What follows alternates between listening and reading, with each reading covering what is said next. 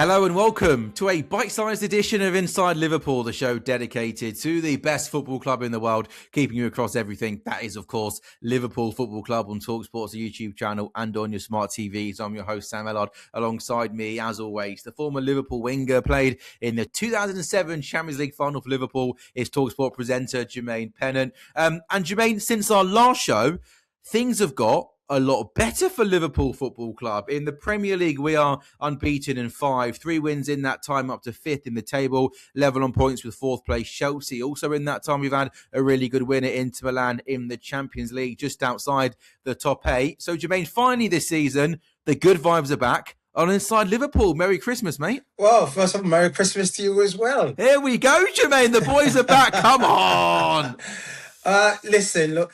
Some of the results have been good, as in, it's the main thing is getting that 3 points and a bit of consistency and a bit of momentum. But at the same time, there's still questionable performances, especially in the last game against Spurs. I was on the edge of my seat thinking, how is this possible? They're down to, 9 men almost. So, yeah, you got to question, are we back? But the main thing at this point in time is get 3 points, climb that table, get comfortable, get confidence in, like I said, a bit of consistency and improve on that. One thing we have seen, Jermaine, is a slight change in system. Sort of, it kind of we first saw it at the Inter Milan game, the kind of diamond formation where Gravenberch, McAllister, Szoboszlai and Jones are all playing together. And I thought something that was quite noticeable in certainly the Inter Milan game was, from a defensive point of view, we looked a lot more compact, a lot more organised. It wasn't as easy for teams to play through us. What have you kind of made of some of the tactical changes that Arne Slot has implemented in the last few weeks? Look, he's implemented where, like you said, we was very vulnerable. Teams were just breaking through us, like knife through butter. So we had to do something to shore that up and, make us a little bit more sturdy as we have been over the years. But on the flip side of that, we because we've got no Salah, we've got no Gakpo, we've got no out-and-out wingers anymore, the fullbacks need to push on high. Because when we've got possession, when we're attacking, it is so one-dimensional.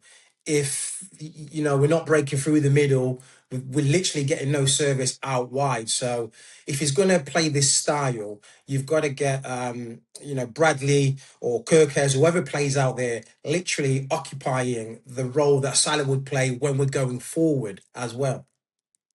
I think Frimpong being fit again could be important for that, Jermaine, down the right-hand side, because I think you're absolutely right. We need that width, and I think Frimpong will be much better at doing that role for us than Conor Bradley from an offensive point of view, certainly. Yeah, 100%. And you saw when he came on, I know he played in a high position, but, he got the ball in the box, and that's what we need. We need to feed our strikers. It's all well playing pretty, 1 and 2 touch around the box and trying to feed stick balls through. Sometimes that may work, but you need to have a different angle in your game and get balls in from out wide. We did have 2 players, 6 foot plus, with Isak and Ekitike. I know Isak's got that terrible injury and, so bad because he looked like he's kind of quickly getting up to pace, and that goal would have done absolutely wonders for his confidence as well. And yeah, we'll touch on that Isak injury just in a sec. But another big positive in the last few weeks has been Hugo Ekitike. He's got 5 goals in his last 3 league games. Jermaine, he's looking like a top player. He's scoring, just proper good centre forward goals, if that makes sense. Yeah, he does. And like I said, some players come to this league and need time to adapt, but he's came straight in. Got off from pre-season, we were scoring and thinking, okay, he's kind of making a name for himself. And now we just continued that form. And he is our main number 9 at the moment. And yeah, long may that continue, him scoring goals and putting in the finishes as old school centre forwards will be doing, winning headers, scoring headers, left foot, right foot. At the moment, he's got it all. And gladly that he's fit. Yeah, and he looks, Jermaine, as a young guy, but he looks like he's just got a bit of swagger about him, a bit of confidence. I love the way he sort of celebrated that second goal, arms crossed like that. He looks like, someone that is enjoying his football. And sure, when you're scoring goals, it helps, but I think he's got a little bit, not arrogance, but he's a confident young man. And, I like how he's going about his business. Listen, when you're scoring every other game or every game in, 5-5, he's going to have that swag. Any player will, especially when you're playing for Liverpool, especially when you're doing it in the Premier League. If you're scoring, you're performing well, you're going to automatically have this swag about you. You're going to feel like, okay, yeah, I'm here. I'm making a name for myself and I can continue to do this. And he believes in his ability. And why not? He's a French international and he's a great player. So he's going to have that belief. He's going to have that swag. And if he continues scoring the goals, you will see more of that confidence. You'll see more of that character come out in him if he keeps on doing the job. And Jermaine, some big injury news this week. Arne Slot expects Alexander Isak to play again this season after the Liverpool striker underwent surgery on Monday. He was injured in a challenge when he scored the opening goal in Saturday's 2-1 win at Spurs. He's had an operation on an ankle problem that included a fibular fracture. Slot said he's going to be out for a few months. And, Jermaine, he got his goal and it was a lovely goal, but to then get injured in the same moment, I mean, there's never a good time to get injured, but timing is so unfortunate for him. Oh, it's terrible. It's terrible. Like I said, you just scored a goal and you want to run off and celebrate with your teammates and your fans. To put his 1-0 up, crucial goal. And yeah, he gets injured. He's had no luck. He's had a tough pre-season, tough start to his Liverpool career. And you need first goal in the Premier League. You need that first goal sometimes to just take that weight off your shoulders. And then on the back of it to get injured like that, then the luck's definitely not on your side. But I just want to touch on the challenge from Van de Ven. I've seen Van de Ven a lot, and I think he's a great player. But if you watch his games, he does these challenges quite a lot. He comes in with absolute crazy pace, with his scissors off the ground. And I was thinking at some stage, one of the day, someone's going to really get hurt. He's going to catch someone bad. And unfortunately, it was one of our Liverpool players. Yeah, interesting. So you almost kind of think that type of challenge is almost something that, speaking as a professional footballer yourself, shouldn't be in the game, really? Because Arne Slot kind of alluded to that, didn't he? It should be in the game, but listen, if you're going to run in and dive for the ball, you don't run and dive and scissor the guy. If you're going to block the ball, block the ball. You don't need to scissor in between the guy, in between the player. If someone's taking a shot, you block that shot. But you don't block the shot by your second trailing leg going inside it, like, you're literally taking him out. It's a risk, especially when you're off the ground. You've got no control. So yeah, it's unfortunate, but yeah, that's what it is. And you think for Isak as well, obviously the summer was a different one for him, and sure that was his own decision, sort of not wanting to train with Newcastle and stuff, but he comes to big money, doesn't get off to a good start, playing in a team not playing well, then gets an injury like this. You think as well mentally for him, there's a lot going on, in his mind with the price tag that he's come for that wasn't his fault. So you think it's going to be and I'm sure you've had it where you've been injured yourself, Jermaine, but, mentally also as well as physically, it's going to be a really challenging few months for him. Yeah, it's going to be challenging in every department, physically, mentally, emotionally. He's literally now got to go back to the drawing board. He's got to start from scratch again. He's going to have to play catch up again. But he's going to have to do the rehab, and he'll have the best people around him for that, the best facilities, everything he needs to get back sharp, fit, as quick as possible. So he's just got to concentrate. He's there for a long time. So we're going to see more of him. So he's got to do his rehab right, get in the best shape possible for when that day he does return. But yeah, it's just so unfortunate and so sad. And just before we move on to the Wolves game, Jermaine, just, I spoke about Ekitike scoring the goals, which is good, looking better defensively. But I just wanted to show some love for Curtis Jones. He reached last week 200 appearances for Liverpool. He didn't play too much football, did he, at the start of the season? I just think in the last few weeks, he's come back into the team. I think he's been absolutely outstanding. He works his socks off. He presses hard. He gives 100%, all of that. You'd expect that. But I also think he's quite an underrated player on the ball in terms of his quality. I think technically, he's really good. You know, in tight spaces, he's got really good ball control. And I just think in a time where we were struggling for results, he's come in. I think he's added a lot of energy and quality in that midfield, and I'm absolutely delighted for him. He's a scouser in the team now, the only scouser in the team now, and I just think he's someone that's been excellent. Jermaine deserves a lot of praise.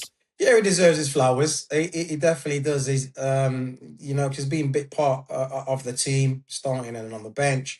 But now he's given that opportunity because players ain't at their top of their game. So he's came in to shore things up, and you know, he's earned his right to be a starter now. Like you said, on the ball, he's very comfortable. He's confident. He can keep possession.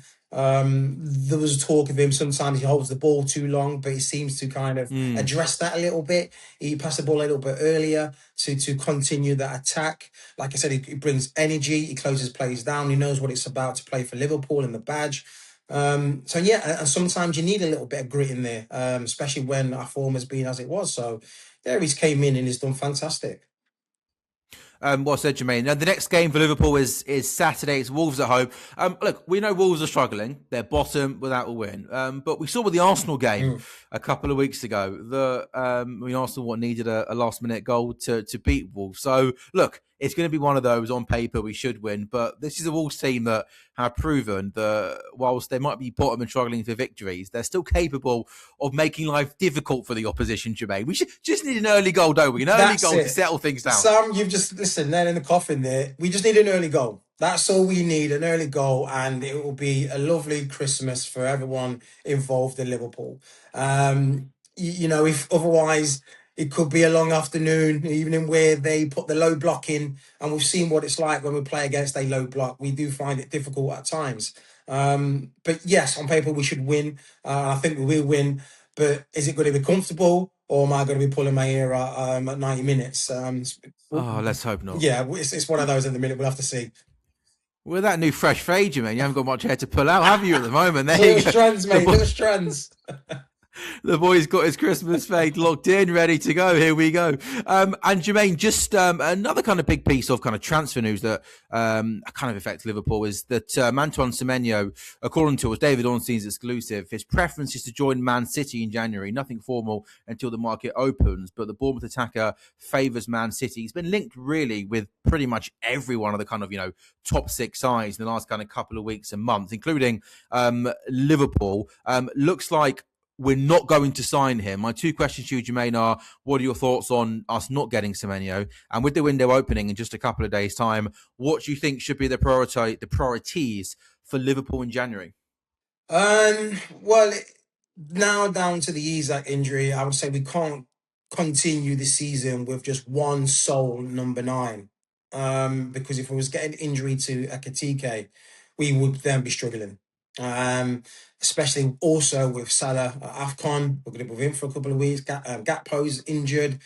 We're running, on bare to the bare minimum at top. So I think it's a tough one because defensively as well, we need backup. So Mark Gay there, if we've got that in the bank, if we get, spare another 100 million, if we can spare another one and us, forget about the summer for now. I think striker and defender, 100%. Rumours, I don't really listen to it too much. His preferred move is to Man City because I've also read that he's agreed terms with Liverpool. Personal terms have been kind of agreed, but obviously no deal has been done, obviously, until January. So Liverpool have been admirers of him, so I think it's still up for a debate. I think it's still a possibility he may come to Liverpool. I've heard him say that, his favourite place to play was Liverpool, at Liverpool, Anfield, the fans, the crowd, the atmosphere. It's one of his best experiences as a footballer. So can you read into that? So we'll see. But I think with the injury of Isak, I think we need another attacking option.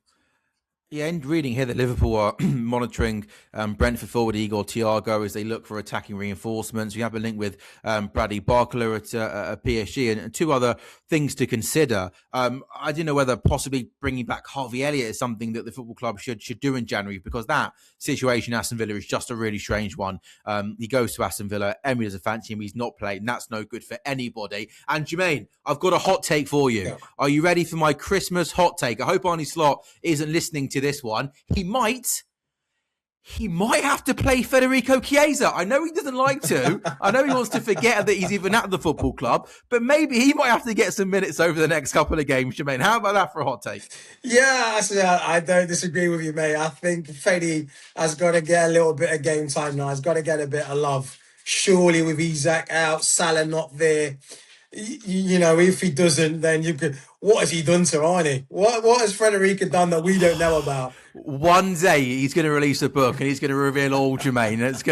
It's honestly, but every time he comes on and plays, he makes an impact, and you see the way he celebrates goals from the bench. He's just got that passion and energy. So hey, maybe against Wolves with no Salah, with no Isak, with no Gakpo, it might have to be Ekitike, Wirtz and Chiesa as the front three, unless I've missed someone obvious. No, look, that would be the most obvious choice and setup and system. But if he goes with a more defensive, the diamond, we'll have to see. But I would love to see Freddie play, because, like you said, when he plays, doesn't matter if it's 10 minutes, 20 minutes, 5 minutes, he runs around, he puts a shift in, he makes some contributions.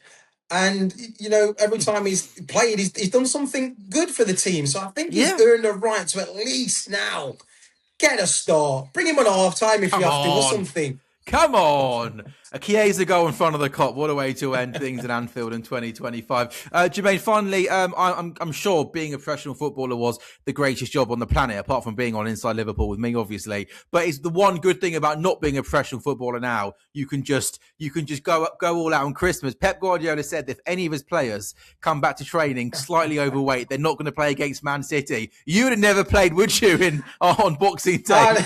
I'd have been devastated if that was my manager saying that.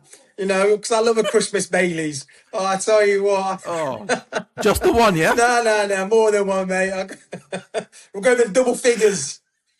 Yeah, I'm sure. But I love the idea that Haaland's like a half a pound overweight. He's not going to play him against Forest away. Like, that's just not true, is it? Right?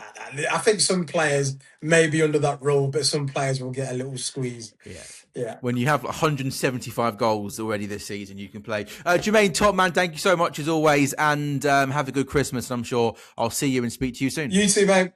Merry Christmas. Thank you all for watching Inside Liverpool, the final one of 2025. But whisper it quietly, I believe that we should be around a lot more often and a lot more frequently in the year of 2026. Thank you for watching Inside Liverpool. Let's hope Liverpool can finish off the year with 3 points against Wolves, and we will definitely see you very soon in 2026.